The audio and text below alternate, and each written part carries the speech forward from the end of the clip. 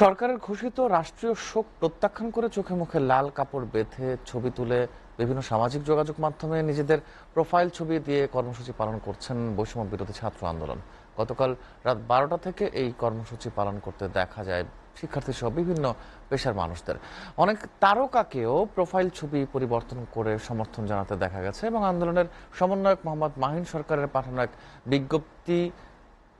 বলা হয় যে কোটা সংস্কার আন্দোলনে আইনশৃঙ্খলা বাহিনীর গুলিতে শত শত শিক্ষার্থীর মৃত্যু, হাজার হাজার ছাত্র জনতা আহত হয়ে যখন মৃত্যুর সঙ্গে পাঞ্জা লড়ছে, তখনও শিক্ষার্থীদের দাবি না মেনে 71-এর হানাদার বাহিনীর